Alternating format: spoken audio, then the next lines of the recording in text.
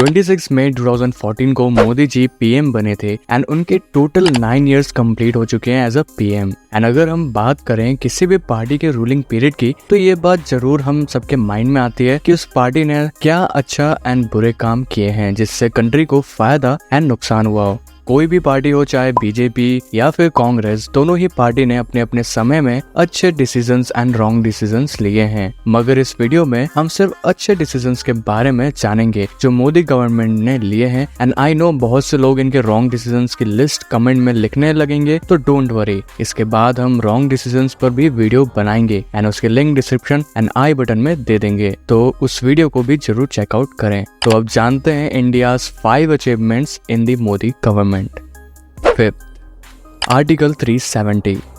BJP ने अपने शुरुआती समय से ही आर्टिकल 370 का विरोध किया है, जिसके वजह से जम्मू एंड कश्मीर को एक स्पेशल स्टेट का दर्जा मिलता है। 66 इयर्स बाद ऑन 6 अगस्त 2019 को लोकसभा में जब वोटिंग हुई कि आर्टिकल 370 को हटाना है कि नहीं हटाना चाहिए, तो 86% वोट्स इन फेवर आए एंड 14% वोट्स अगेंस्ट थे, जिसके चलते आर्टिकल 17 को हटा दिया गया, जिसकी वजह से न केवल अब जम्मू एंड कश्मीर काफी सेफ और प्रोटेक्टेड है, बल्कि अब खुद डेवलपमेंट की ओर बढ़ रहा है। रीजन बीइंग, जहां जम्मू एंड कश्मीर की पर कैपिटा इनकम 2012 में अराउंड 40,000 थी, वहीं 2022 में 1.44 लाख क्रॉस कर चुकी है। Fourth, economic value.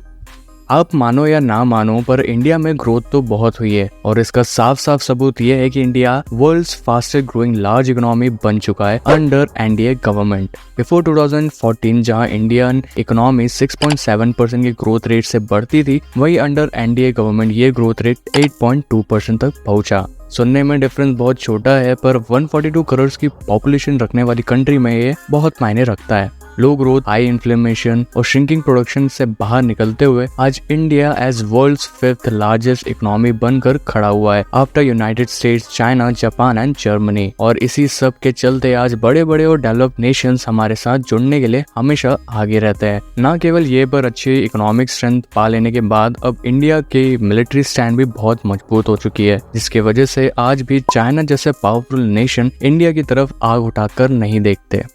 Third, infrastructural development. किसी भी कंट्री का एक बहुत जरूरी हिस्सा होता है उसका इंफ्रास्ट्रक्चर, और इस बात को मोदी गवर्नमेंट ने बखूबी समझा है। इसके चलते हर सेक्टर में फास्ट पेस इंफ्रास्ट्रक्चर डेवलपमेंट देखने को मिला है, जहां एक तरफ प्रधानमंत्री ग्राम सड़क योजना के अंतर्गत 53,000 किलोमीटर्स ऑफ नेशनल हाईवेज को रूरल रोड के साथ जोड़कर अराउंड 99% कवरेज करा गया, वहीं दूसरी ओर हाईवे कंस्ट्रक्शन की स्पीड प्रतिदिन 37 किलोमीटर तक पहुंचा दी गई।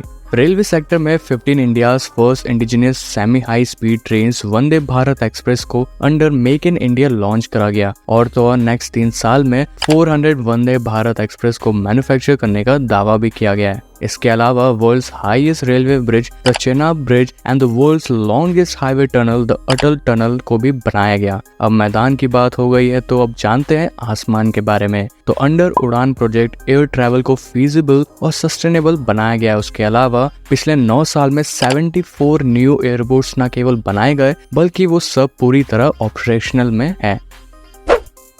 Welfare schemes.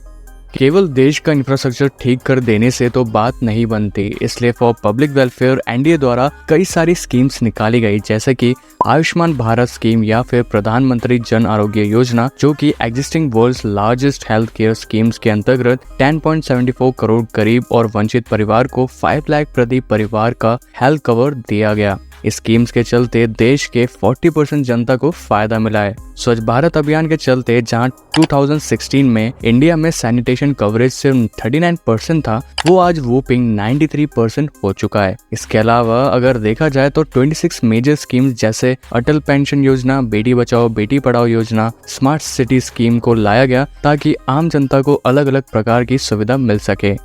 First, black money.